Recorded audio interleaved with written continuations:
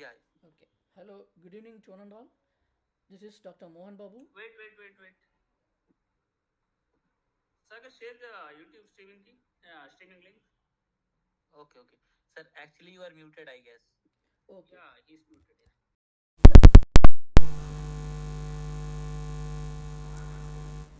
I think now you can able to hear, right?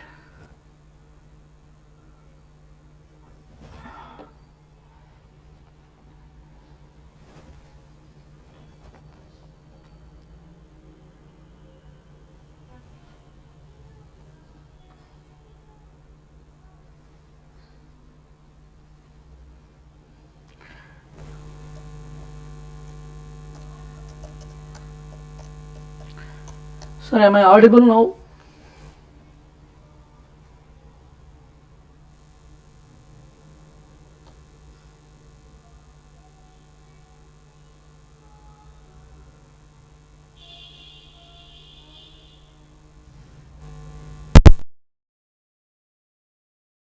Sir, previously, am I audible, sir?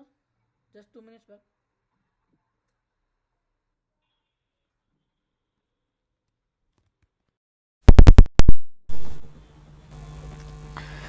Okay.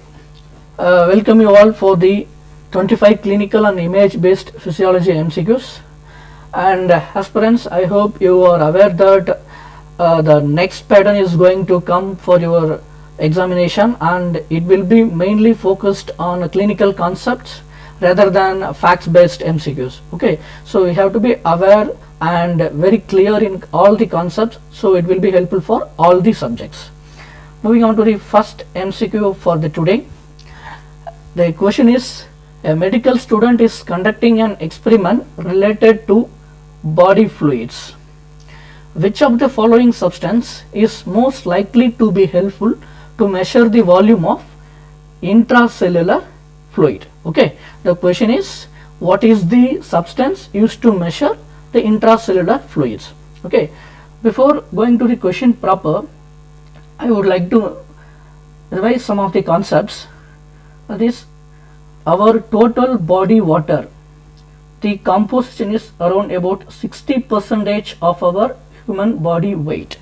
Okay, and after that we have this total body fluids is divided into intracellular as well as extracellular fluid compartment, right?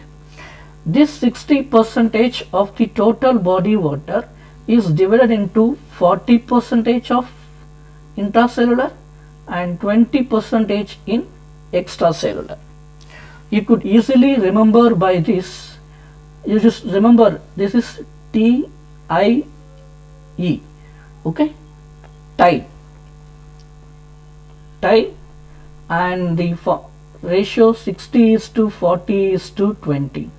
You could easily able to remember this as a tie: total body water, intracellular fluid and extracellular fluid, and this is the percentage distribution of our fluid according to the weight of the human body. Okay, and another fact is that this extracellular fluid is again divided into two, right? One is interstitial fluid and another one is plasma.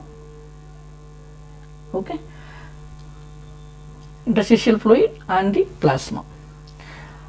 And you could also have to remember one of the fact that the fluid which is starting with letter I, which is nothing but our intracellular fluid and as well as interstitial fluid, cannot be measured using any of the dye listed here, or we cannot measure this intracellular fluid as well as interstitial fluid compartment directly. So there is an option to measure these fluids indirectly. Okay, so this indirect measurement is like, with the formula, intracellular fluid is equal to total body water minus extracellular fluid, right? So if we have a solution or a dye to measure this two fluid compartment, we can indirectly measure this fluid, right? Because we can't able to measure the intracellular fluid directly, so we have to measure that in through indirect method only.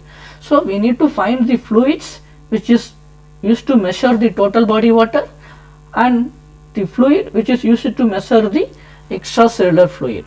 From these two fluids we can indirectly derive this intracellular fluid compartment. Okay. So having this in mind, could you able to come to the answers? Okay, the answer for the question is the option B, the heavy water and mannitol. So we need to know the sum of the dyes or the sum of the agents used to measure this fluid compartment. For this I am having this a tabular. For to measure the total body water, we need to have deuterium oxide, or which is nothing but our heavy water, or tritiated water and antipyrine. Okay, extracellular fluid, we have a mannitol and inulin. Among these two are the other substance available to measure extracellular fluids. Here is one of the important facts.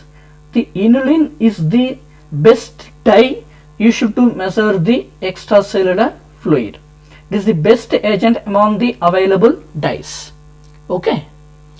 Then we know that ICF, the fluid is starting with I, so we cannot able to measure this. Okay. And this plasma can be measured by radioiodinated serum albumin and Evans blue.